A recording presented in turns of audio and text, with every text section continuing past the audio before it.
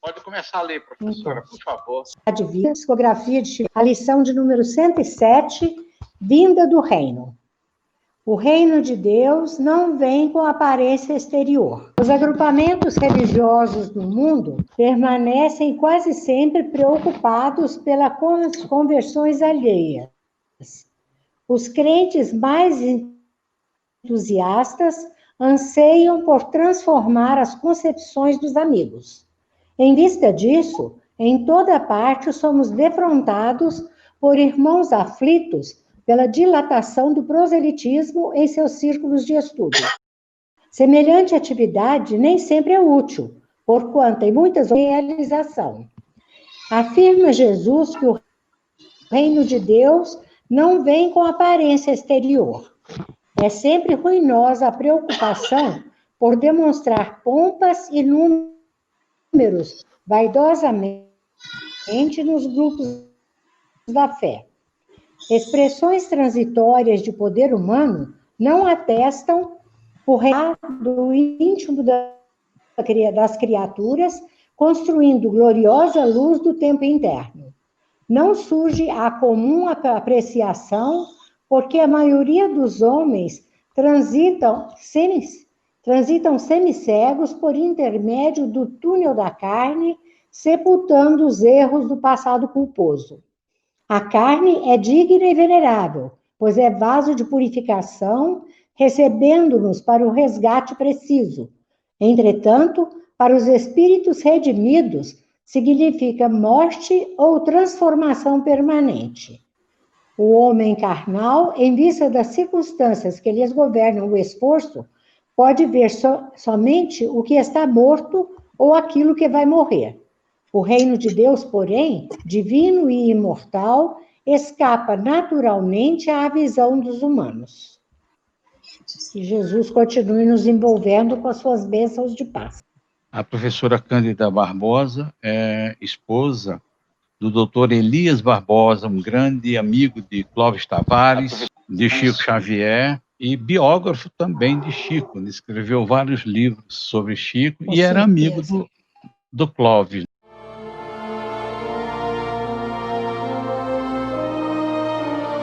Emmanuel.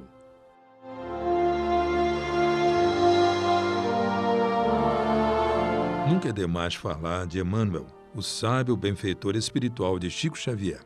É de fundamental importância conhecermos mais a respeito da concepção desse retrato, tão divulgado no meio espírita.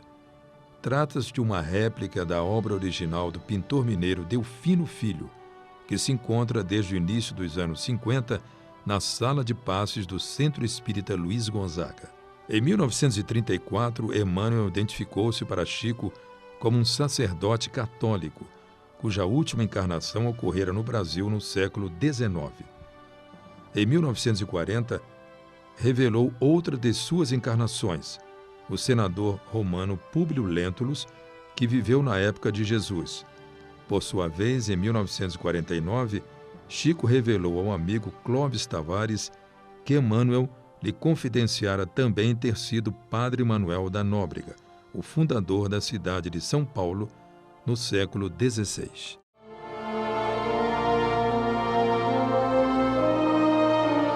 A família Joviano.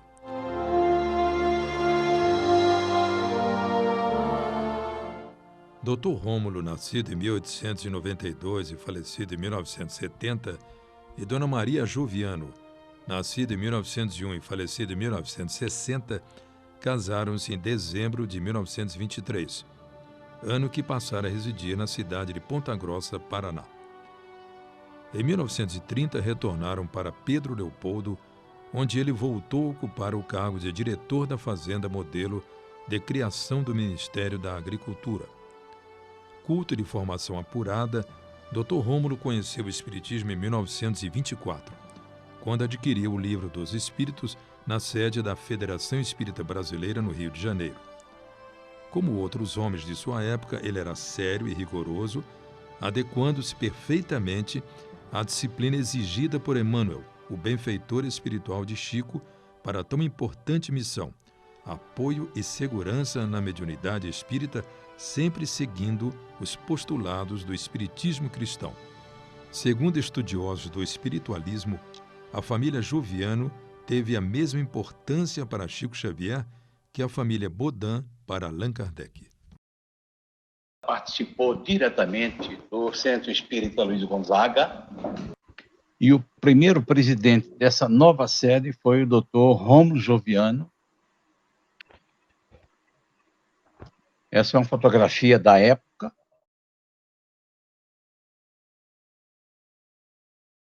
Amorim Joviano, em 1950, lá no Luiz Gonzaga. Vocês vão entender daqui a pouco por que a gente está enfatizando a presença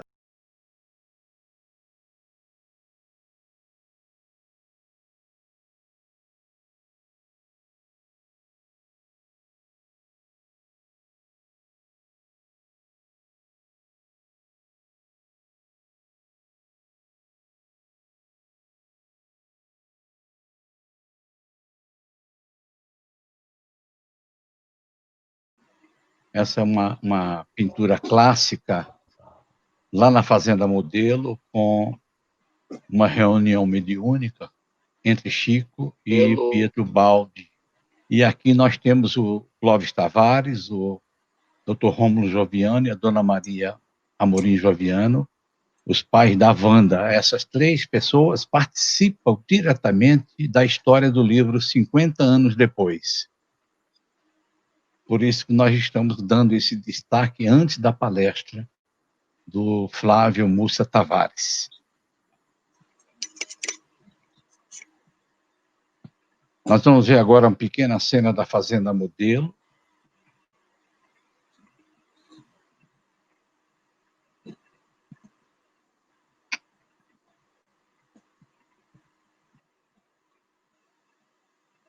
Chico Xavier presidindo a transferência do Dr. Rômulo Joviano para o Dr. Darwin. Essas cenas são de 1951. E aí vocês veem essa mocinha aí, é a Dona Wanda Joviano. Trabalhou com Chico na Fazenda Modelo, na casa dela, na casa dos pais dela. Chico trabalhava, fazia uma sessão mediúnica às quartas-feiras, onde ele recebeu vários livros, e alguns, inclusive, editados depois da sua desencarnação, a pedido de Chico Xavier. Dr. Rômulo é uma família que faz parte que reencarnaram, mas que eles são personagens no livro 50 anos depois. Chico recebia, datilografando, mensagens dos amigos espirituais, principalmente de Emmanuel. Concluída a cota datilográfica, das mensagens recebidas, Chico subia a escada de acesso à varanda da casa e no gabinete de Rômulo colocava sobre a mesa as páginas recebidas e retornava para o escritório da fazenda. Assim foram recebidos os romances Há 2000 anos, 50 anos depois, Renúncia e muitos outros livros da doutrina espírita cristã que temos a bênção de ter em nossos estantes. Que Jesus nos abençoe e que possamos, muitos de nós, ou quase todos, formar em casa um grupo doméstico que se dedique ao estudo do Evangelho, porque faz muita diferença em nossas vidas.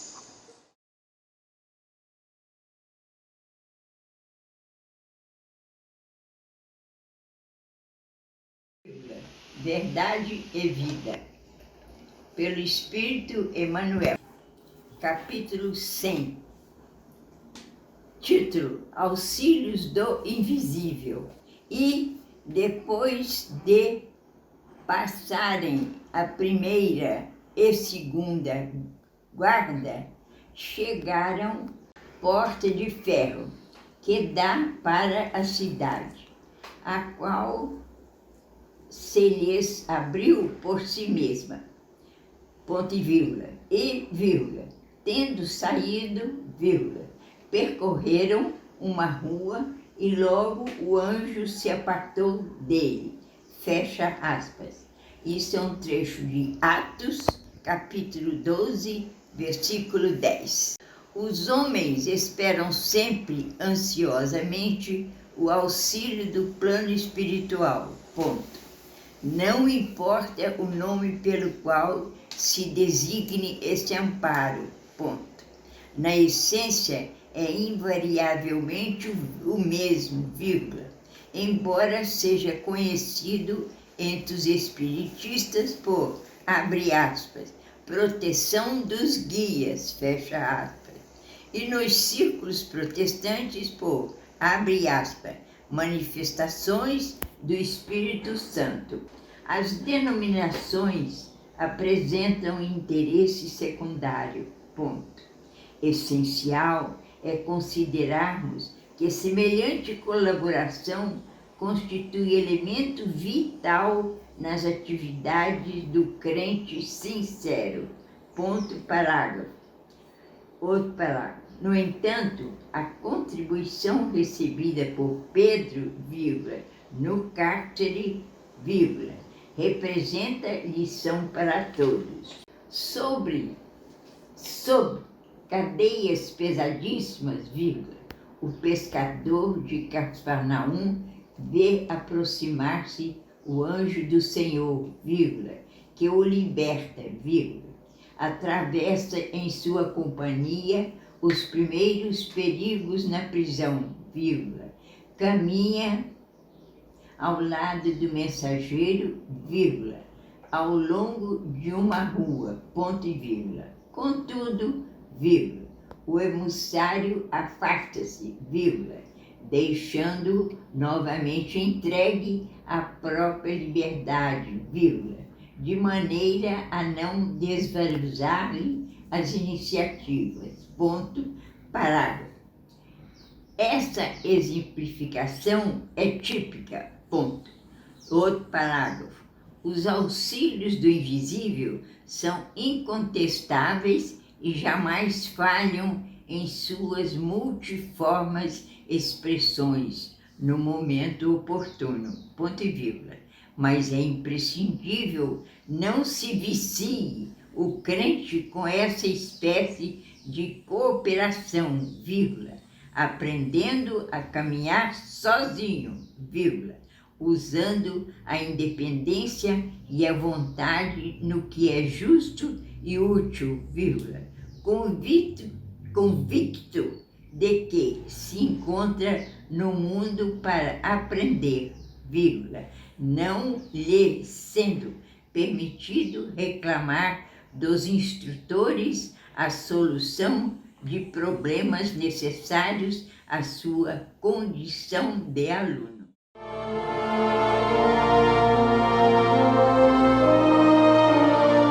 Clóvis Tavares, amigo e biógrafo. Um jovem comunista de 20 anos namorava uma adolescente também comunista que fazia palestras sobre socialismo para grandes plateias na cidade de Campos, no Rio de Janeiro. Seu nome, Clóvis Tavares, nascido em 1915 e falecido em 1984.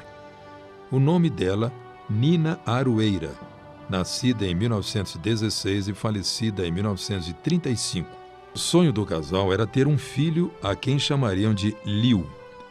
A vida desses jovens tomou um novo rumo quando Nina conheceu um bondoso senhor que, com seu ideal espírita cristão, a transformou. Por sua vez, Clóvis leu Parnaso de Além-Túmulo e Carta de uma Morta, livros psicografados por Chico, e descobriu sua religiosidade. Assim o casal se encantou com a doutrina espírita. Meses depois, Nina adoeceu gravemente e desencarnou nos braços de Clóvis. Já no plano espiritual, Nina idealizou uma escola para crianças pobres. No plano terreno, Clóvis realizou o que a sua noiva idealizara, fundando a escola Jesus Cristo em Campos. Em 1936, Clóvis conheceu pessoalmente Chico na sede da FEB, no Rio de Janeiro. Era o início de uma longa amizade.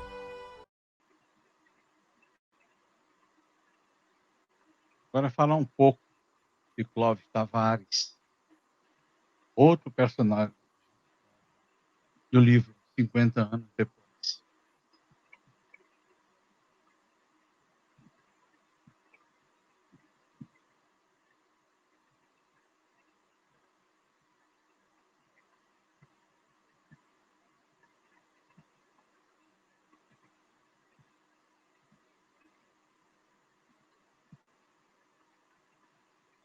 Clóvis Tavares escreveu vários livros, entre eles 30 anos com Chico Xavier,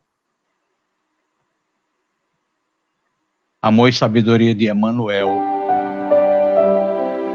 E ele leu essa mensagem que nós não sabíamos o nome dela, e na época eu dei o nome de Repara a Natureza, porque o Clóvis copia ela em 1954, lá em Pedro Leopoldo, e numa palestra dele na Escola de Jesus Cristo, ele lê a mensagem dizendo que acabou de receber de Pedro Leopoldo, de Chico Xavier. Então é uma palestra inédita. Depois nós descobrimos, e nós publicamos essa palestra, na época em DVD, descobrimos que essa palestra ela saiu num livro com outro nome, mas isso totalmente ficou tão perdido, não é perdido para nós, é que para nós era inédito. 50, e eu pesquisei no Reformador, pesquisei em vários livros, não encontrei. Depois um companheiro de Belo Horizonte disse, não, essa palestra tem um outro nome, e saiu no outro livro. Mas ela é tão bonita. Aí você vê que o Emmanuel já falava em ecologia, já falava em respeito aos animais.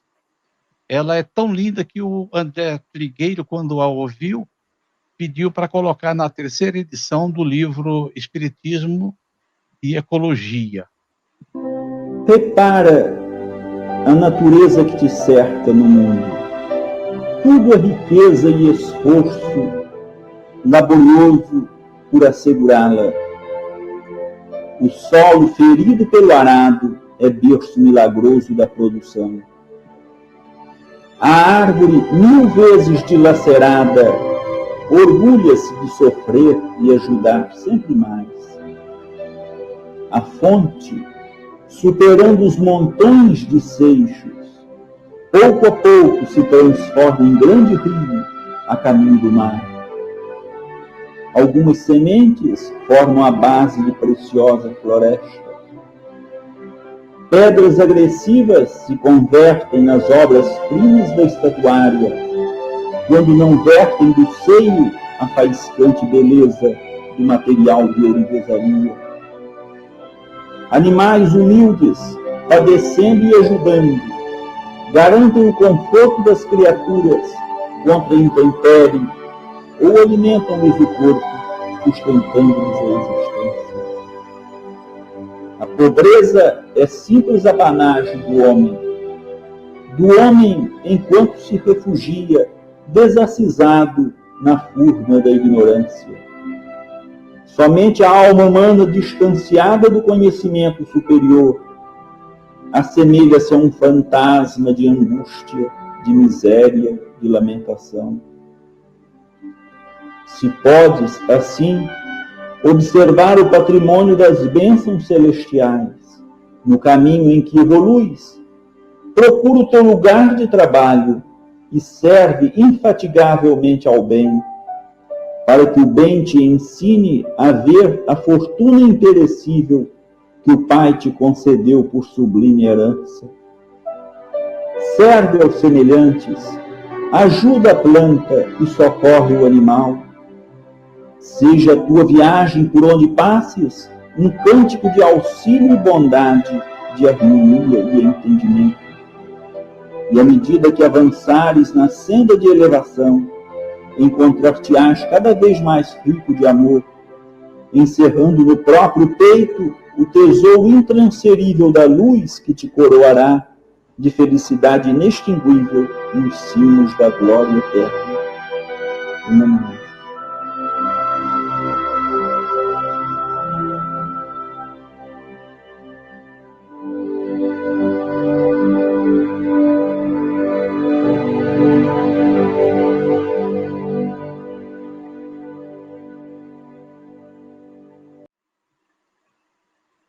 Amigos, esta é a frente da Escola Jesus Cristo, em Campos dos Goitacazes.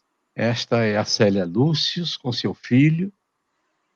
E aqui é um monumento a Allan Kardec, que foi construído no centenário do Livro dos Espíritos. Aqui, ó, bem destacado. Para vocês terem uma ideia do que é a Escola Jesus Cristo, é uma tradicional escola de 85 anos. E aqui o Horto de Célia. Esse cidadão aí é Chico Xavier,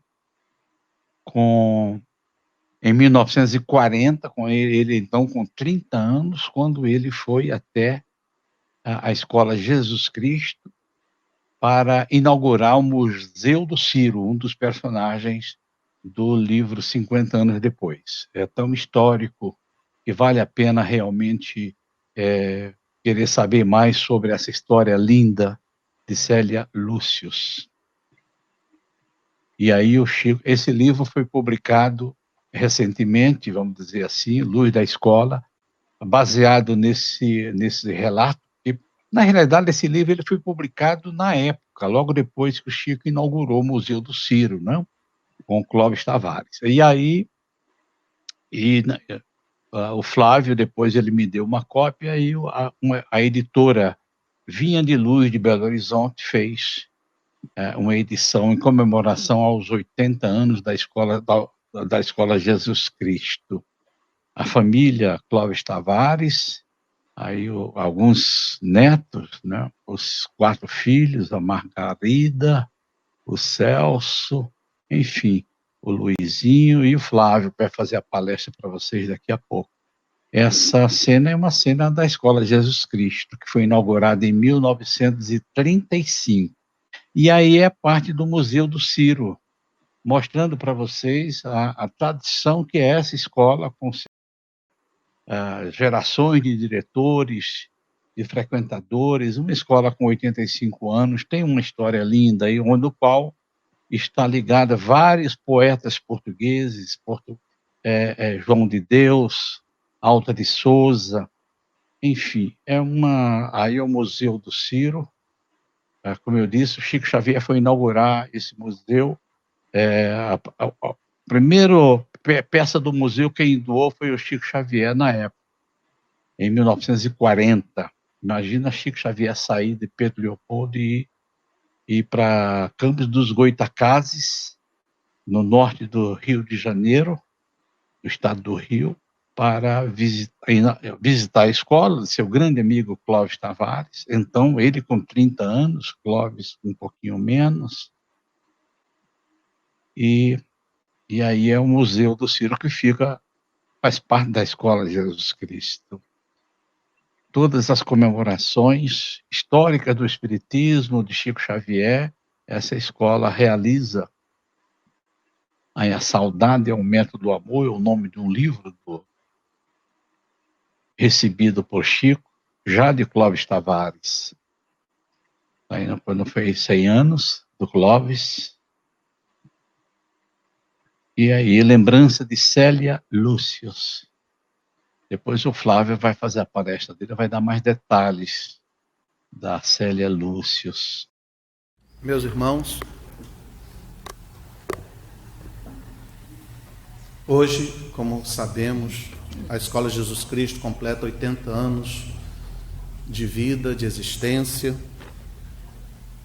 graças ao amor de Clóvis Tavares a Jesus Cristo. Inspirado por Nina Aroeira para fundar uma casa dedicada às crianças, esta casa cresceu, atraiu pessoas de todas as idades, sedentas do Evangelho, e hoje somos herdeiros desta grande obra espiritual iniciada por um jovem de apenas 20 anos de idade, em 1935. Clóvis Tavares, meu pai, pastor de nossas almas.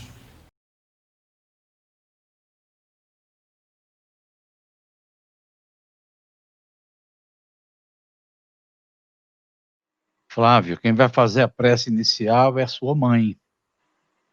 Eu gravei hoje com ela, não falei nada para você, viu? Você desculpa aí fazer essa surpresa. Dona Hilda, ela faz a prece inicial. Vamos agora fazer a prece inicial para a pregação de Flávio Mussa Tavares, que vai falar sobre a vida do anjo Célia Lúcius. E que nesta oração nós possamos receber as bênçãos dela para a nossa caminhada.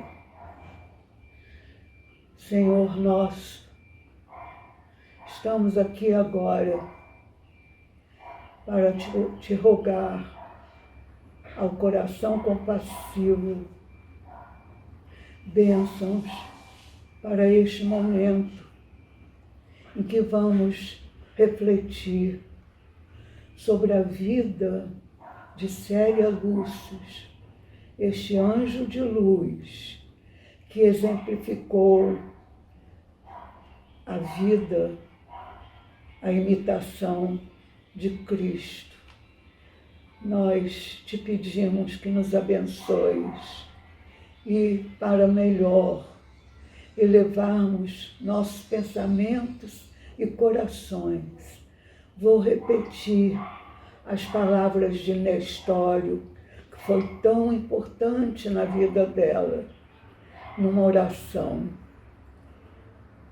Senhor, evocando lembranças amargurosas, novamente na terra, escola abençoada de nossas almas, contamos com a vossa misericordiosa complacência, a fim de cumprirmos todos os nossos deveres a caminho do arrependimento e da reparação. Auxiliai-nos na luta. Somente os séculos de trabalho e dor poderão anular os séculos de egoísmo, orgulho e ambição que nos conduziram à iniquidade. Perdoai-nos, Jesus. Dignai-vos abençoar nossas aspirações sinceras e humildes. Ensinai-nos a amar o planeta com as suas paisagens procelosas, a fim de podermos encontrar nas sendas terrestres a luz da nossa regeneração espiritual, a caminho do vosso reino de paz indestrutível. E em nome de Jesus, de Maria Santíssima e de Célia Lúcius, nós damos por iniciada a nossa reflexão de hoje. Assim seja. Agora eu vou tirar essa tela e jogar a tela da palestra. Ok, Flávio? Pode ser? Pode. Eu peço desculpas. Não, foi ótimo já. PowerPoint, vídeo. e a gente não teve permissão do coronavírus para receber alguém em casa para nos orientar, mas a gente não, como a data é uma data importante, né, Flávio? Agora é com você. Bom, E vamos lá. meu pai, há muitos anos atrás, Hum, ele iniciou uma palestra assim, que quando nós vemos esse livro, hum, algumas pessoas vão perguntar, 50 anos, por quê? Da onde que vem esses 50 anos depois, sem ter o de quê? E aí ele explica que é exatamente da destruição de Pompeia no ano 79 pela erupção do Vesúvio, né? uhum, Erupção essa que tomou de surpresa a família de Públio Lentulus, que se encontrava numa uhum, casa uma casa de verão que eles tinham para aproveitar o verão mediterrâneo. As famílias uhum, romanas eram assim, elas tinham uma casa de verão para aproveitar, né, no verão mediterrâneo, e Pompeia era uma dessas cidades, né, um porto maravilhoso, uma cidade mimosa que os imperadores gastavam fortunas para investir em Pompeia, e o Vesúvio não teve pena disso, né? Ninguém acreditava que ia acontecer e aconteceu, e lá estavam Públio Lentulus, a, a sua serva doméstica Ana de Samaria e a nossa querida Flávia Lentulus também, junto com o seu esposo, também desencarnaram nessa erupção. E já no ano 135, ou uhum, seja, o espírito Emanuel, que é o Públio Lentulus, já se encontrava com 45 anos, ou seja, ele ficou entre 5 e 7 anos no plano espiritual. Foi uma reencarnação muito rápida, porque ele tinha necessidade de aproveitar aquele minuto do encontro que Públio Lentulus teve com Jesus. E ele, digamos, Jesus diz a ele, né, esse é seu minuto sagrado. Isso, e ele não quis perder esses séculos que ele perderia, e ele então consegue resgatar esses séculos todos como Nestório, né? Essa imagem é do filme Moisés, o Charlton Heston, né? Eu achei assim, uma imagem que poderia nos dar assim, a sensação de estar vendo como era Nestório, né? Porque a nossa tradição brasileira de conhecer a escravidão africana no Brasil, né? Muitas vezes a gente pode criar aquela imagem, eu sempre que li os 50 anos eu via Nestório um negro, mas Nestório era um grego de uma província grega da Ásia Menor, uma cidade grega da Ásia Menor, que era Éfeso. Então, ele era caucasiano também, não desmerecendo nada, mas é porque a gente às vezes faz a ideia, né? Quando lê, a gente vai fazendo as ideias, né? A Ana, né? Ela foi quem evangelizou. É muito interessante nós fazermos essa retrospectiva, porque o romance 50 anos depois depois disso aí. Logo que ele foi lançado, o livro 50 anos, em 1939, meu pai encontrou em 1940, numa livraria do Rio, um opúsculozinho pequenininho, em espanhol, chamado Santa Marinha, com aquele N com tio.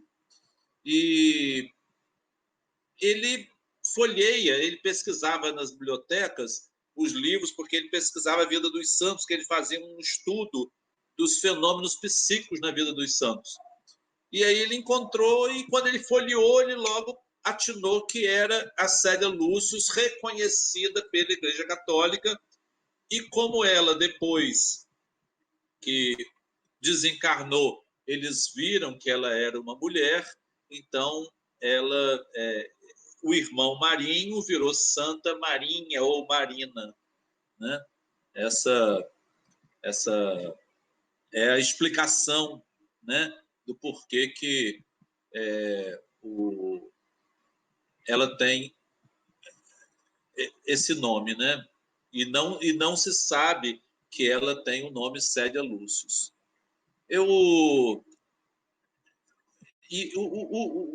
O espírito Emmanuel, ele tem um valor muito grande porque ele teve a coragem de revelar, né, o passado de erros dele. E aí a gente, fazendo a comparação dos dois livros, dos 50 anos há 2.000 anos e 50 anos, nós vemos coisas interessantíssimas. Públio Lentulus humilhou os judeus. Ele participou da destruição, né, da cidade de Jerusalém. Ele nasce como escravo judeu. Ele ajudou a destruir uma pátria. E ele nasce como apátrida. Ele era um exilado, com o pai do jovem que jogou uma pedra quando a comitiva dele está chegando a Jerusalém. Um jovem atira uma pedra e atinge, né, o supercílio de Lívia, sua esposa. Então ele exige ele foi muito duro. Então ele tem o seu filho nessa vida sequestrado, né? Então, e na vida como Nestório, o seu filho também é vendido. O seu filho, que era o Ciro, é vendido. Ele só vai encontrar Ciro depois de adulto. Mas como no final da vida dele ele se tornou cristão, isso aí, olha só, todos esses 3 primeiros são aquele karma que traz consequências. Mas existe o final da vida quando nós temos condição de imprimir um karma positivo para a vida seguinte. Então, aquele final da vida dele, em que ele se torna cristão, conhece Paulo de Tarso, é evangelizado por Ana de Samaria, ele recebe aquela oportunidade de ter um ambiente sadio como cristão na vida de Nestório. E esse quadro é muito interessante, que é de um hindu chamado Ginarajadasa, e ele mostra assim, que atos prejudiciais prestativos produzem bom ambiente, atos prejudiciais, mau ambiente. Aspirações são aquelas vontades da alma. Não digo desejo, porque desejo é uma coisa inferior, mas a aspiração é uma coisa do superconsciente, é uma coisa superior. Então, eles produzem capacidade na vida subsequente. Os pensamentos elevados, eles nos trazem uma estrutura de caráter. Os êxitos, né? Então, as vitórias que a gente consegue nos trazem assim, aquele entusiasmo. A pessoa nasce com coragem, com vontade, com ânimo, né? As experiências, sejam dolorosas, de qualquer ordem, trazem a sabedoria, né? E o sofrimento, ele vai nos trazer aquela sabedoria também, que é uma forma de consciência espiritual, né? Todas essas circunstâncias, nós podemos observá-las através, quando a gente compara a leitura dos 2 romances. Uma coisa assim, muito interessante que nós temos que refletir a respeito dos 50 anos depois é um detalhe que está no prefácio do livro 50 anos depois. Ali nos é prometida uma bênção. Então, Emmanuel diz: busque entender a essência desse repositório de verdades confortadoras e do plano espiritual. O espírito purificado de nossa heroína derramará em teu coração o bálsamo consolador das esperanças sublimes. Ele repete o que João Evangelista, promete também no Apocalipse. Ele promete uma bênção àqueles que lessem o Apocalipse. Isso é muito interessante, porque o Apocalipse é escrito em Éfeso, a mesma cidade onde Nestório nasceu. E Nestório conheceu João na cidade de Éfeso. Ele, pequenininho, criança, ele viu João pregando na igreja de Éfeso, onde ele frequentava, né? Então, essas coisas, essas coincidências maravilhosas, e João haver psicografado, porque o Apocalipse é escrito pelo próprio Jesus, e João psicografou, né, o seu pensamento elevado e a sua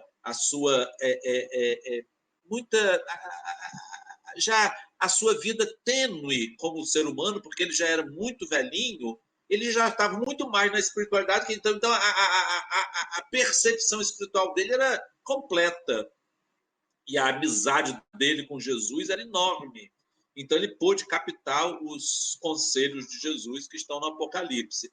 E o Emanuel, o Nestório, que foi também evangelizado por João, promete depois, narrando a vida de Célia Lúcia, também a semelhança de uma bênção para os que leem o livro 50 anos depois. E meu pai sempre nos recordava que esse mês de junho é um mês excelente para a leitura e releitura do livro 50 anos depois. Porque a gente não deve dizer assim, eu já li. Nosso querido amigo, Dr. Flávio Múcia Tavares, é um médico psiquiatra, presidente da Escola Jesus Cristo de Campos dos Goytacazes, uma escola fundada em 1935. Flávio, eu já estou te ouvindo. Flávio. Eu não estou aparecendo, mas eu vou continuar então. Continue. Mesmo sem aparecer minha imagem. Continue, ok. Essa imagem aqui, você quer que eu volte aqui nessa aqui, ó? Que isso aí então. É onde o Ciro estava preso.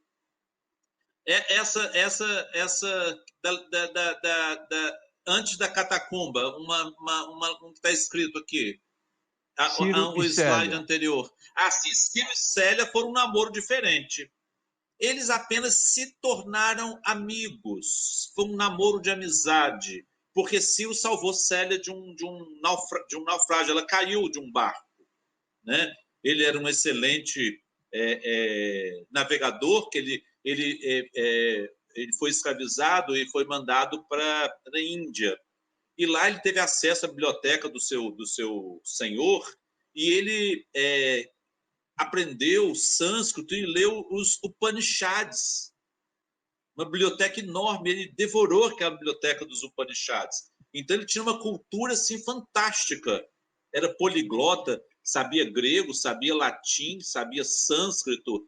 E ele voltou, quando ele voltou e foi adquirido, né, pela família de Ovídio Lúcius, ele tinha serviços simples, mas ele levava as pessoas para navegar num lago que havia lá na cidade onde eles estavam. E uma das vezes Célia se desequilibrou, teve uma onda, se desequilibrou, e ele se arriscou, pulou num lago fundo negro para salvar Célia. E foi aí que ele foi libertado, né? Era uma cerimônia, né, de libertação, que não significava muita coisa, porque ele continuava sendo servo da casa. E eles tinham, nesse envolvimento, nesse affair amoroso deles, um acordo. Eu e você, mas entre nós, um terceiro, Cristo. Ego et tu, sed inter nos tertius Christus. Então, isso aí era assim, era um sinal de pureza. E quando ele vai preso, porque ele é denunciado por um escravo, assim, vil, né? Uma pessoa vil que queria crescer aos olhos de Públio de Ovídio Lúcio, baseado na intriga. Então, disse como se ele fosse um sedutor, né? E qualquer homem vai considerar que o outro homem vai ser sedutor. Ninguém pensa que uma pessoa é pura, né? E ele foi considerado um sedutor e ele foi mandado para a prisão, né? E foi açoitado. E Célia o encontra muito tempo depois, após um encontro que eles tiveram em Roma, ela o encontra na prisão mamertina e ela consegue uma autorização, o avô dela, Néio Lúcio, consegue uma autorização para que ela pudesse vê-lo nessa prisão que aparece aí, onde Pedro e Paulo foram presos também. E no encontro dele com Célia é muito interessante porque ela não consegue, ela o encontra um trapo humano, um homem magro, assim, uma aparência muito esquálida. Então ela toma um susto quando vê aquele homem assim sujo, um odor fétido, barba grande, sem noções, sem as menores condições de vida. Então ela entra num choro convulsivo e ele aconselha: que isso, Célia? Como te entregas assim a esse sofrimento? Então aí que ele conta para ela que ele teve um sonho e que nesse sonho ela era uma estrela e ele era uma coisinha mínima, um musgozinho da terra, né? E que faz lembrar aquela canção de Paulo Soledade, um pequenino grão de areia, olhando o céu, viu uma estrela e pôs-se a sonhar sonhos de amor. Passaram anos, muitos anos, ela no céu, ele no mar. Dizem que nunca o pobrezinho pôde com ela se encontrar. Nessa visão, eles lá cantaram esse hino, né? Depois de tudo isso, vem a tragédia de Célia. Ela fica viúva do seu noivo e a mãe dela é envolvida numa trama, né? De uma grande calúnia, calúnia da qual ela não estava consciente.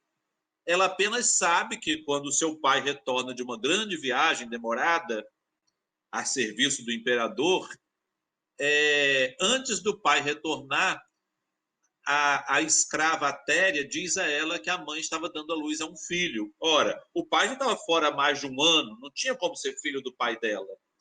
Então, ela, com medo da reação do pai, ao ver a mãe dando à luz um filho, ela pega a criança nos braços, na hora que o pai está entrando, e pega as joias que ela tinha e entrega a Atéria. Olha, você vai confirmar. Ela diz, essa criança é minha. E a Atéria confirma isso, né? Depois de tantas joias que ela recebeu, né? Ela confirma, e o pai tenta matar a filha, mas a mãe não deixa. A mãe estava sedada, porque a Atéria tinha dado algum sedativo para ela, sedativo de plantas, né? Naquela época não existia Rivotril, nem diazepam, mas eram plantas sedativas que a mãe deu, alguma beberagem que uma médium assim, de má orientação, até hoje existem esses tipos de médiums, fez para poder ela ficar assim sedada. Mas mesmo assim, ouvindo aquele barulho todo do pai nervoso, gritando com a filha, com o bebê, e ela não deixa ele matar a própria filha, e ele então a expulsa de casa. Aí tem uma imagem de uma pessoa, uma menina de provavelmente 18 anos, que era uma aristocrata, que viveu como aristocrata e, de repente, era uma pessoa de rua, sem teto, andando pelas ruas de Roma sem saber o que fazer, né? Inclusive, isso aí é muito interessante, porque nós não vamos poder entrar nesse particular, porque senão vai perder muito tempo. Mas nessa imagem, ela carrega também uma cabra, mas ela não tinha como arrumar cabra nenhuma. Quem amamentou a criança foi a própria Célia. O amor, né, ele produziu uma substância chamada ocitocina, que ela vem do cérebro, né? E ela andou pela Via Ápia. Quando ela, então, acha um abrigo, ela acha um abrigo que é uma gruta de Tibério, e onde ela fica ali abrigada do frio. E aí ela consegue ver o avôzinho dela, que já tinha desencarnado, né? Isso é muito interessante, porque a espiritualidade do ser humano, ela desenvolve a nossa glândula pineal, e toda pessoa pura é médium. O que não quer dizer que todo médium é puro. Nós nunca podemos fazer o caminho de mão dupla e de volta. Toda pessoa pura é médium, mas nem todo médium é puro. E aí a gruta de Tibério, né, onde ela viu o avôzinho dela, que deu a esperança de que ela ia alcançar, ia conseguir amigos, e esses amigos iam levar ela a uma outra oportunidade. Ela não sabia ainda qual seria essa oportunidade. Ele explica, então, para ela, né, que Ciro foi uma pessoa que havia já cometido muitos crimes, e que essa vida última que ele teve uma vida curta mesmo, e que ainda precisava do resgate vindo novamente como criança abandonada, como essa que estava nos braços dela, e ela, então, fica muito feliz sabendo que aquele bebezinho que estava no seu colo, né, a quem ela provavelmente alimentou com o seu leite humano, que era aquela pessoa a quem ela amava tanto. Agora, né? Isso aí foi a viagem que ela fez, passando por Alba Longa. Na verdade, ela atravessou toda a Península Itálica. Por o caminho que ela fez pela Península Itálica, descendo a Península Itálica. Pronto, você já entrou, já está no ar. E agora está todo mundo te vendo eu e você. Essa questão de transmissão, eu queria pedir perdão pelo seguinte: nós temos o Zoom e temos o StreamYard, mas um é diferente do outro, é complicado quando você passa PowerPoint. Quando é só imagem PowerPoint, beleza, mas quando você tem PowerPoint, duas câmeras, né? Quando você tem o vídeo, é complicado. Então, existe esse delay. E nós estamos fazendo isso por causa da data de 18 de junho, que é o dia de Célia Lúcia. Daqui a pouco o Flávio vai falar. Que é para não deixar passar a data, que é muito importante.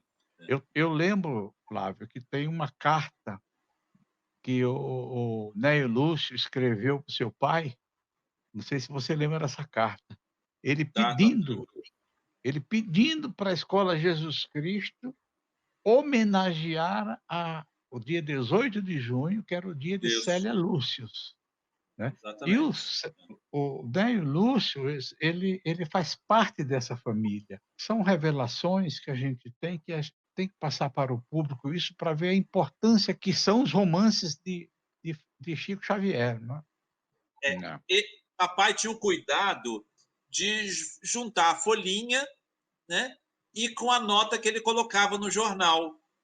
E o dia 18 de junho vai ser comemorado na Escola de Jesus Cristo, com uma palestra, relembrando esse espírito. Então, isso aí é uma delicadeza que ele tinha com o espírito de Célia, é uma gratidão que ele tinha ao espírito de Célia, e isso nós vamos tentar comentar depois, porque ele foi o intermediário entre o reencontro do pai e da filha, a ideia de um possível aleitamento.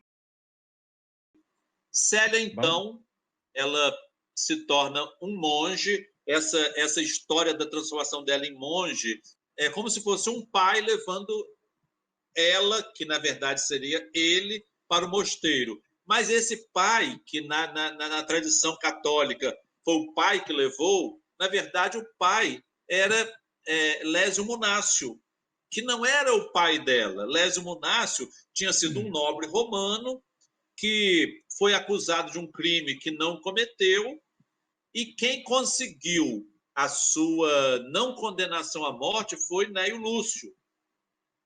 E ele, quando descobre que Célia a neta de Neio Lúcio, ele oferece a ela se vestir de homem para ir lá como o seu filho. Era a única forma dela sobreviver, né? Aquela criança já tinha desencarnado, ela levou cerca de 1 ano. Essa trajetória de Célia até chegar a Nápoles demorou cerca de 1 ano. E no convento, ela se desenvolve muito no trabalho do ensinamento daquelas reuniões de estudo do Evangelho, e o prior, né, o mestre, o chefe do convento lá, fica com inveja dela e bota ela para o dia da reunião, do capítulo, né, que ele chamava aquela reunião de estudo do Evangelho, ele manda ela fazer compra numa cidade vizinha. Então, ela pernoitava nessa cidade para voltar. Nessa cidade, né, uma moça meio sem juízo se apaixona por ela como se ela fosse um rapaz, né? Essa moça também engravida de um soldado romano e acusa o irmão Marinho, que nessa cena, ele é expulso do convento, né? Mas os outros irmãos pedem para deixar ele ficar nos fundos do convento, numa casinha que tinha lá.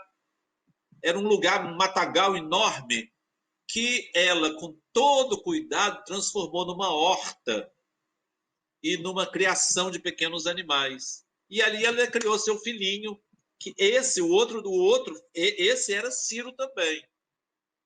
O outro durou 1 ano, esse durou cerca de 4, 5 anos, né? Mas também morreu por causa das questões da falta de higiene, né? Insalubridade, né? Lugar frio, sem proteção, acabou tendo alguma infecção, alguma pneumonia, e também desencarnou. Curas que ficaram presentes na Itália, porque essa história foi recuperada, né? Chico anteviu essa história. Como que pode um médium antever isso anos antes de tudo isso ser recuperado? Não tinha como na década de 30, final da década de 30, alguém num município de interior, como era Pedro Leopoldo, ter acesso a essas informações que nós só conseguimos hoje por causa da internet. Porque são bibliotecas em Alexandria, bibliotecas em Veneza, coisas que estavam fechadas, que os mosteiros fecharam e foram liberados muito tempo depois, muito tempo depois que foi liberado isso. Isso aí é a morte, né, do Frei Marinho, e quando esse frei vão começar os preparos, aí que se descobre que era uma mulher, né? Aí as lendas se propagaram, né? E existem lendas em árabe, né? Existem lendas em copta, que é uma língua egípcia, existem lendas da Itália, na Rússia. Ou seja, cada um inventou a sua história. O Líbano, e todos eles mudaram algumas coisas dessa história. E o próprio Emmanuel, no prefácio, diz que a sua história está relatada pela Igreja Romana, porém, por causa do dedo viciado dos historiadores, pode haver algumas mudanças. Mas nos 50 anos depois é que está a verdadeira história, porque, inclusive, conta a parte que a Igreja não conhece, que é a vida dela de patrícia romana, e o fato de ela ter tido essa renúncia de ter assumido uma maternidade que nem era de sua mãe, mas ela achava que era. Depois, muito mais tarde, o avôzinho dela vai dizer para ela que a mãe era inocente, que ela não havia cometido crime nenhum, né? E ela, então, essa imagem é lá do Líbano, da região da Bitínia, é conhecida como Santa Marina da Bitínia. Em cada lugar... Explicar? Oi? Você pode explicar, por favor, a questão de Célia Lúcius e Santa Marinha? Célia, quando foi para o convento, foi chamada Marinho. Sim, porque isso. ela era filha de Romarinho. Quando descobriram que era mulher, eles mudaram, em vez de chamar irmão Marinho, irmã Marinha ou Marina. E ela foi canonizada, demorou pouco tempo para ser canonizada, porque as tradições atribuíam muitos milagres a ela, porque ela, quando estava no horto, ela curava as crianças. As crianças chegavam lá doentes, ela colocava a mão sobre a cabeça das crianças e elas ficavam boas. Então, ou seja, tinha mediunidade. Polistema na Itália. Então, na Itália, em Veneza, ela é venerada, no Líbano, na Rússia, no Egito, na Ásia Menor, em vários lugares, e existem tradições em várias línguas, falando a história da segunda parte da vida dela. É muito interessante isso, porque é semelhante ao que acontece com o livro Paulo e Estevão.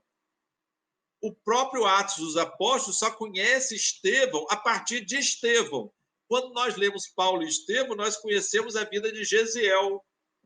É muito interessante, porque esse aí também, a Igreja Católica só conhece uma parte dessa santa, não conhece a parte anterior, em que ela realmente mostra aspectos de uma personalidade evoluída, porque é uma personalidade que se dispõe a dedicar-se. Eu tenho aqui, eu não sei se tem essa figura aí também.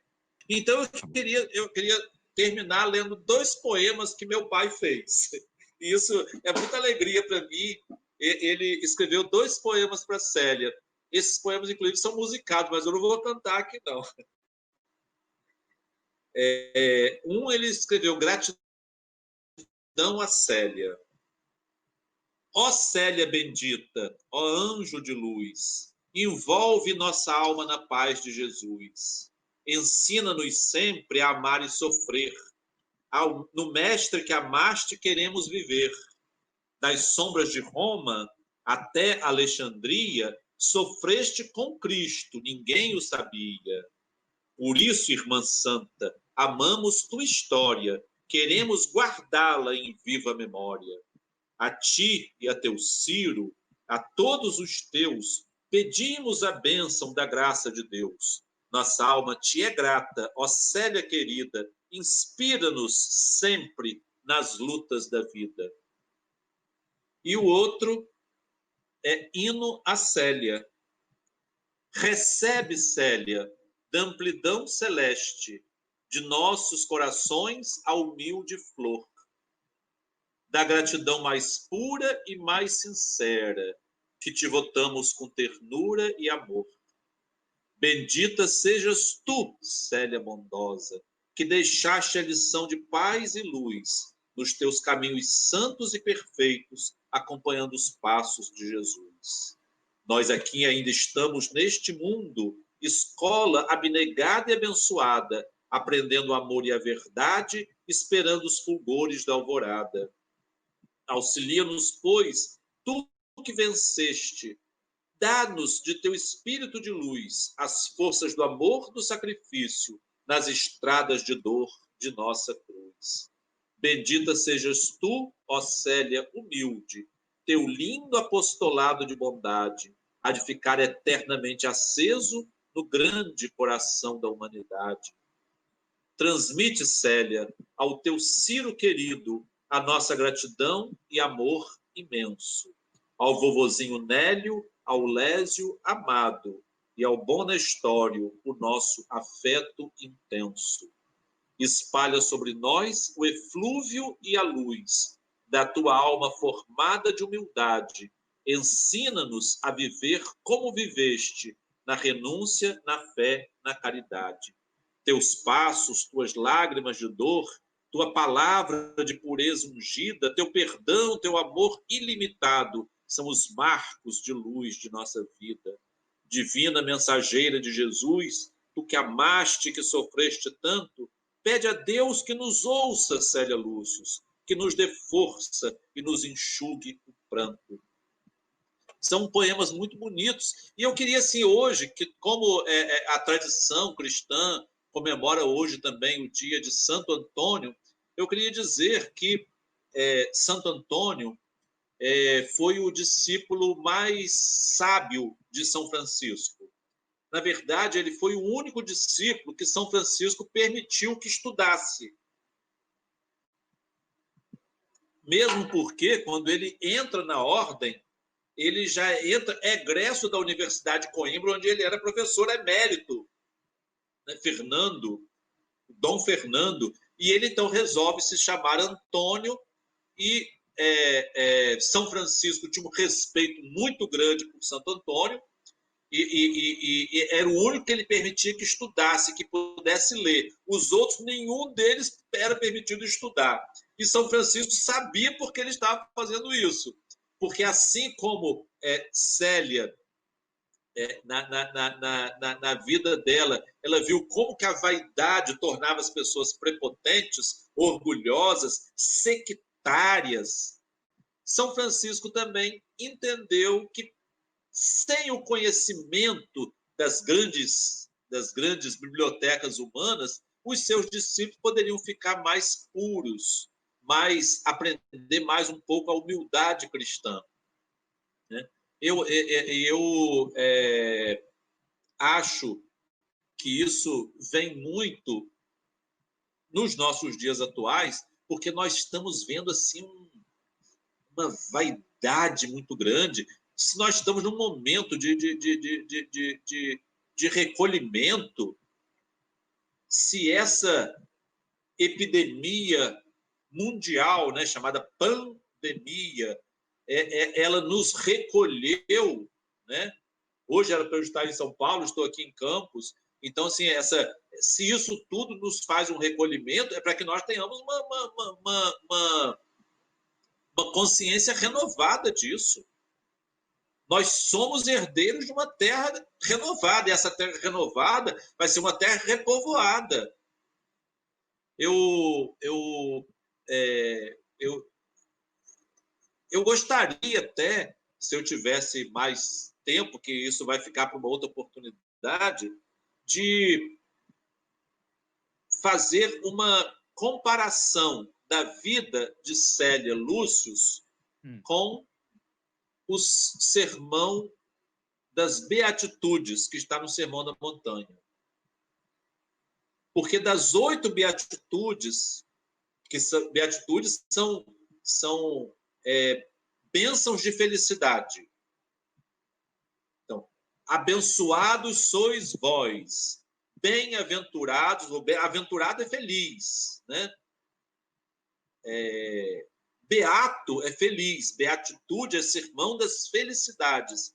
Então, assim, eu gostaria de fazer assim, de cada beatitude, de cada felicidade, mostrar como é interessante nós vermos que essas situações de grande sofrimento, elas convertem dentro de nós numa alegria muito mais intensa do que as alegrias passageiras do mundo. Porque as alegrias passageiras do mundo são liberação de hormônios no cérebro. É igual que as pessoas fazem, tomam remédio para ficar feliz. Isso não é ficar feliz, é ficar com excitação cerebral. Quando toma remédio, esse remédio é muito bom para depressão. Ajuda, mas não é bom para depressão. É excitante. Não é um calmante, é um excitante. Então, assim, já a beatitude, ela nos dá uma alegria interior. Alguém que consegue ser humilde, ele consegue ter o reino dos céus dentro dele. Foi o que Célia teve. Então, eu queria, assim, depois, em outra oportunidade, fazer uma comparação de cada uma dessas beatitudes com a vida de Célia. Tá certo. Porque no prefácio também, Emmanuel fala, ela viveu ela viveu e exemplificou todas as virtudes cristãs. Ela viveu em sua vida todos os ensinamentos de Jesus. Eu vou lembrar aqui, porque Wanda coloca isso aqui quando nós escrevemos esse livrinho. Wanda mandou um recadozinho para a gente. Assim, ela coloca as palavras de Emmanuel. Coração amoroso e sábio, entendeu e aplicou todas as lições do Mestre Divino. Então, é baseado nisso, nessa percepção de Emmanuel, que eu queria fazer uma comparação com o Sermão das Beatitudes, que é a primeira parte do Sermão da Montanha. Vamos marcar uma outra live, aí Vou a gente marcar já uma outra. aprendeu. Eu queria só, Flávio, se você me permite, tem pessoas que estão assistindo e não entendem de onde saiu essa história toda. Emmanuel, o guia espiritual de Chico Xavier, ele escreveu 5 romances, contando a vida dele, o primeiro, né, que há 2000 anos, na época em Roma, mas nós estamos falando agora sobre esse livro, 50 anos depois, quando ele reencarna como um Nestório. escravo, um Nestório, um escravo, né? Então, nós temos, pode até ser que a editora da Federação Espírita Brasileira tenha mudado as capas, mas os meus livros, romances de Emmanuel, está aqui o primeiro, há 2000 anos, contando a vida dele. Depois do há 2000 anos, e vem o 50 anos depois, que é seguido, né, quando ele reencarna como o escravo. Depois tem o Renúncia, que é maravilhoso, foi feita até novela. Só para efeito de registro, a TV Bandeirantes, nos anos 80, fez a novela Renúncia, mas eles só foi ao ar 21 ou 23 capítulos, por causa da pressão, porque estava entrando no ar uma novela, já tinha existido uma novela da Ivani Ribeiro na TV Tupi, né? E aquilo lá mexeu muito com as outras religiões. Então a TV Bandeirantes, na época, tirou do ar a novela, que era, se não me engano, o Geraldo Vietti era o diretor. Então, Eles ambientaram o romance Renúncia em Portugal. Exatamente, também. Né? Então, isso aqui tem peças teatrais, não é, Flávio? Peças teatrais, a Rama Cria, uma conhecida atriz, com uma tropa de atores profissionais que fazem teatro com a história de Alcione. As pessoas chamam Alcione, né? Ficou bem brasileiro. É bem provável que todas as pessoas que se chamam Alcione foi tirada desse livro. Sim, é muito provável que era um nome desconhecido. Até a cantora Alcione já revelou isso, que o nome dela foi dado Alcione porque o pai era espírita, se não me engano, e quis colocar o nome dela em homenagem ao Alcione do livro. A mesma coisa acontece com André Luiz, que não era um nome comum. Então, tem muitos André Luiz por aí. Agora, tem uns André Luiz aí que é até bom que não... Porque eles fazem coisa errada. Não são espíritas, apenas os pais leram a obra de Chico. Espírito, né? É o que acontece com o nome Jesus no México, né? Conta aí pra gente. No México, quase todo mundo é Jesus. É. Exatamente. Bom, e aqui a obra máxima. Até o próprio Chico Xavier, eu tenho uma declaração dele numa TV em Uberaba, dizendo que é o livro preferido dele, de todos os 515 livros que ele recebeu, o Paulo Estevam. Essa edição aqui é uma edição... eu lembro que eu tenho a edição antiga de 2012, já deve ter uma outra mais nova. São os romances maravilhosos de Emmanuel. O Ave Cristo, eu tenho uma declaração do Arnaldo Rocha, e confirmada pelo André Luiz, irmão de Chico, e o último capítulo do Ave Cristo foi escrito na cozinha da casa do seu André, apresentando aqui um pouquinho o Célia Luz, que você mostrou aí, semelhanças entre biografias católicas e o romance 50 anos depois, de Francisco Cândido Xavier e Emmanuel. Aqui os livros. Nós temos aqui todos os livros que foram recebidos depois da desencarnação de Chico, editados pela Vinha de Luz Editora. E aqui um livro extraordinário. Lembra desse livro, né, Flávio? É o seu pai, já no mundo espiritual, né? mandando notícias através de Chico Xavier. Esse livro foi organizado pelo Flávio. É um livro fascinante. Quem quer saber como que é do outro lado, por fontes seguras. Não é, né? Fonte segura, Chico Xavier, o espírito Clóvis Tavares.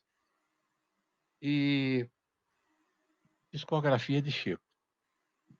A saudade é o método do amor.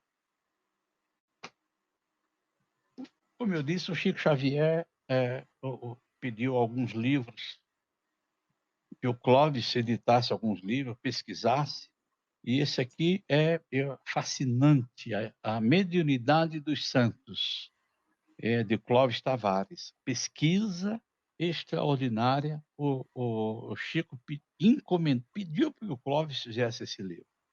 E aqui é uma edição nova, que os direitos autorais do ID, né? E nos 100 anos de Clóvis Tavares, a Federação Espírita Brasileira publicou, por sinal, eu queria agradecer aquele público, o vice-presidente da Federação Espírita Brasileira, o nosso querido irmão Geraldo Campetti, porque ele pediu-me, honrou-me com um prefácio. Então, você imagina que eu tenho um livro no qual tem o prefácio de Emanuel, comentando o livro, depois você também está apresentando, né, Flávio? E eu apresentando a nova edição do Mediunidade dos Santos, onde Clóvis Tavares mostra o fenômeno dos santos da Igreja Católica, que não são outras coisas a não ser médiuns. Todos os santos foram grandes médiuns e que merecem o nosso total respeito, porque a Igreja Católica eu tenho vários livros aqui do Clóvis. Outro querido livro dele é o Amor e Sabedoria de Emanuel, e o 30 anos com Chico Xavier, que é uma beleza. Flávio, para terminar, antes de terminar, eu queria pedir perdão para as pessoas. Mais uma vez, olha, eu e o Flávio, vocês estão vendo o nosso visual, a gente está 3 meses já trancado em casa por causa do Covid-19. Essa tecnologia é uma tecnologia nova que veio para ficar, a gente aprende, mas tem outras coisas para fazer, enfim. Então, a gente não pode deixar de pedir desculpas. Queria agradecer a dona Hilda Lúcia Tavares, sua mãe. Eu pedi para ela hoje cedo, para ela fazer a prece, ela meio acanhada, tal, mas ela acabou fazendo a prece inicial. Agradecer a dona Cândida Barbosa, amiguíssima, querida família, né? A família Barbosa, que era amigo, inclusive, de você e do seu pai.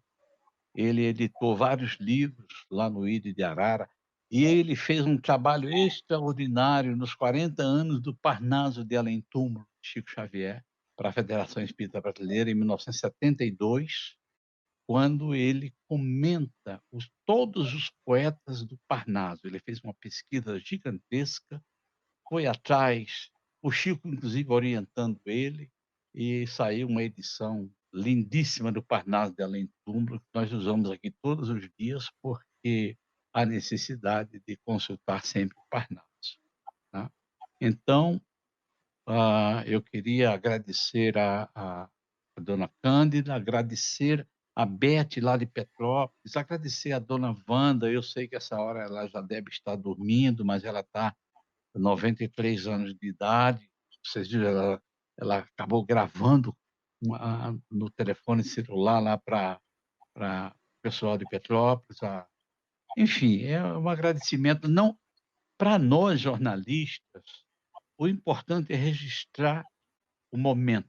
É importante registrar aquele momento, aquele fato. 50 anos depois, Célia Lúcio, eu nunca vou esquecer a carta do Nélio Lúcio para o Clóvis. Eu tenho uma cópia aqui, você me deu essa cópia, né? Tá bom? Eu queria pedir, para terminar, que você fizesse a prece final. Pode ser? Sim. Eu quero só, antes de qualquer a prece, eu queria dizer que o Flávio é um médico psiquiatra, Ele é presidente da Escola Jesus Cristo, fundada pelo pai dele e pela noiva do pai dele, Nina Aroeira, que é uma pessoa amada pela família do Clóvis Tavares. Olha que coisa linda. Clóvis ficou solteirão mais de 20 anos. Aí a Nina junta as pessoas da família espiritual dela, nessa família maravilhosa e linda. Dona Hilda, né, tem aí seus filhos lindos, todas pessoas dedicadas ao estudo, são todos formados. E aí você tem uma família que vive, trabalha pensando em Jesus, em Kardec, orientados no início por Chico Xavier. Chico Xavier teve 4 vezes na Escola de Jesus Cristo. Inclusive um livro ele recebeu na casa de você, na casa que vocês foram descansar com ele, né? O Portal da Luz, em 1967. Então, ele saía de Pedro Portal da Leopoldo Luz, lá em Atafona. e Atafona, que hoje não existe mais, né? O vento acabou com a praia lá. Eu já estive lá com você. Então, veja bem, Chico Xavier saiu de Pedro Leopoldo, 2 vezes de Pedro Leopoldo e 2 vezes de Uberaba, para visitar a Escola de Jesus Cristo e essa família que todos nós amamos. Tá bom? Você faz a prece final? Vamos. Senhor Jesus, queremos, Senhor, elevar os nossos corações a Ti, num movimento de gratidão, num movimento de celebração, à memória desse espírito grandioso, desta Tua serva, que nós reconhecemos como uma grande mãe espiritual, que é a nossa querida Célia Lúcius. Conserva, Senhor, em todos nós a memória e a gratidão dela, e que nós possamos, Senhor, por piores que sejam as situações que estejamos vivendo, jamais esquecer que nós temos espíritos protetores, espíritos amados, e queremos repetir com o apóstolo João: filhinhos, nós temos advogado nos céus. Então nós, espíritas, nós temos advogados nos céus. Jesus é o nosso grande advogado, mas ele também nomeia outros advogados para nos secundar, nos ajudar, nos intensificar o nosso amor e a nossa fé. E a vida de Célia Lúcius é algo que intensifica a nossa fé e a nossa certeza de que o desamparo não existe e que estamos todos unidos para uma união futura sob a égide do Teu nome.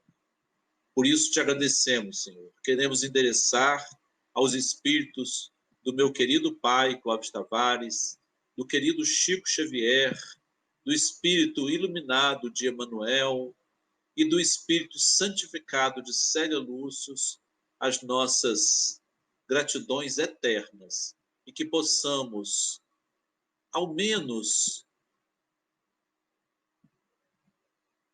cumprir alguma coisa em nossas existências, para que esses ensinamentos não hajam sido em vão. Te agradecemos e te rogamos a tua bênção, agora e sempre. Assim seja. Muito obrigado, amigos que nos acompanharam. Muito obrigado, Flávio. Eu tenho uma gravação sua de uma palestra no Grupo Espírita da Prece. Nós vamos liberar ela logo para o Facebook, para o YouTube, para as pessoas saberem mais. Desculpe a sua estar na sua presença, mas eu sou um grande admirador seu. Tá bom? Eu tenho todos os seus livros. Ah. Esse de Kardec que você fez agora, né, que é o maravilhoso. Eu li ele assim numa semana. Enfim, meus amigos, muito obrigado. E nós vamos desligar. Vamos aprender a lidar com StreamYard e com o Zoom. Prometo para vocês. Eu comecei ligando o rádio, ligava e tinha o volume, só isso. Dos anos 50. Obrigado. Fica com Deus, todo mundo. Bem.